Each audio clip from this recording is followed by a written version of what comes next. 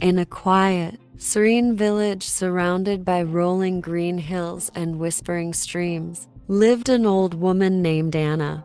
She was known for her radiant warmth and perpetual happiness. Whether it was a sunny morning or a stormy night, Anna's smile never faded. The villagers adored her, and her cottage often buzzed with visitors seeking advice, comfort, or simply a dose of her contagious positivity. One afternoon, a young man named Lucas, troubled by the burdens of life, decided to visit Anna. He had heard countless stories about her wisdom and her uncanny ability to stay joyful despite life's hardships. Curiosity and desperation led him to her door. "Anna," Lucas began hesitantly, "you always seem so happy. No matter what happens, you never seem to feel sad. How is that possible?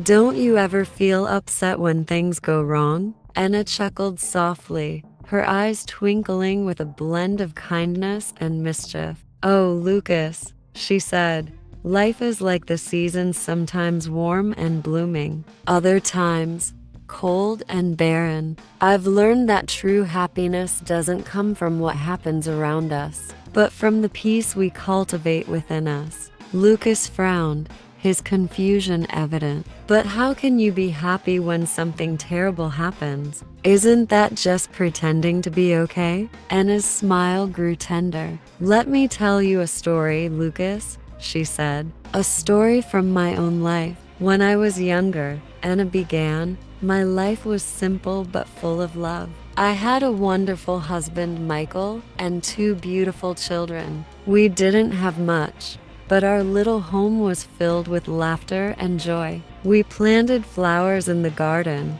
sang songs by the fire, and dreamed of a bright future together. But one day, Michael fell ill. It was sudden and devastating. We didn't have enough money for the expensive medicine he needed. We tried everything within our means, but..." Her voice trailed off, and a shadow crossed her face. "He passed away." Lucas's heart sank. "I'm so sorry, Anna.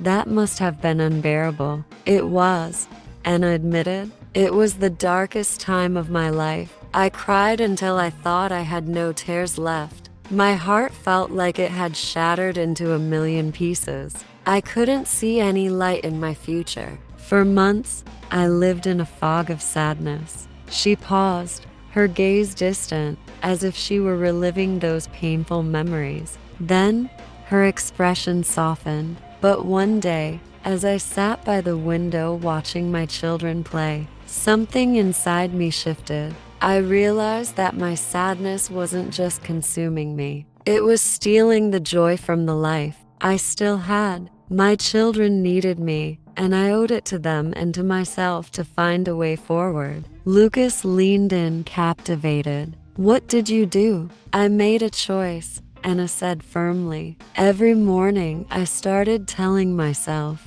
today is a new day, and I will find something to be grateful for.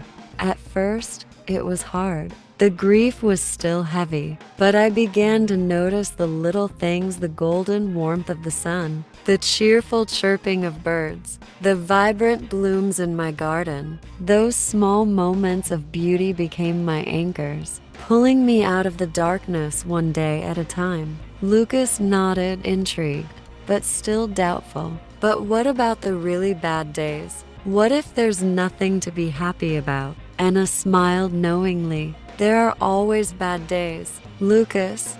But even on the worst days, I remind myself of one simple truth: everything passes. Just as winter gives way to spring, pain and sorrow will eventually fade. When things go wrong, I tell myself, this too shall pass. I focus on the blessings: I still have my health, my children, the kindness of friends. There's always something to be thankful for, even if it's just the breath in your lungs." Inspired by Anna's wisdom, Lucas decided to put her advice into practice. Each morning, he made it a habit to find one thing, just one thing, to be grateful for. Sometimes it was the laughter of children playing in the streets. Sometimes the aroma of fresh bread baking in the village bakery. Slowly but surely, Lucas began to feel lighter, more hopeful. Word of Anna's teachings spread throughout the village. People who had once been weighed down by their troubles started to see life differently. They noticed the little joys they had overlooked, the vibrant colors of the sunrise, the soothing rustle of leaves in the breeze, the warmth of a neighbor's smile. The village became a happier, more harmonious place. Even during difficult times, the people found strength in their shared belief that happiness was a choice, not a circumstance. Years later, Anna's teachings were still remembered and cherished. Lucas, now a father himself, often told his children about the wise old woman who had changed his life. Happiness isn't about avoiding life's storms, he would tell them. It's about learning to dance in the rain. Anna taught me that. She showed me that no matter how difficult life gets, we can always find something to be grateful for, and that gratitude is the key to lasting happiness. Anna passed away peacefully one summer morning, leaving behind a legacy of love, resilience, and joy. The villagers honored her by planting a garden in the center of the village, filled with the flowers she had loved so much. And so, the story of Anna, the wise woman who taught a village, the secret of happiness, lived on. A timeless reminder that joy is not something we find in the world around us, but something we create within ourselves by choosing gratitude, embracing life's imperfections, and trusting that this too shall pass. We can all discover the profound peace and happiness that Anna embodied.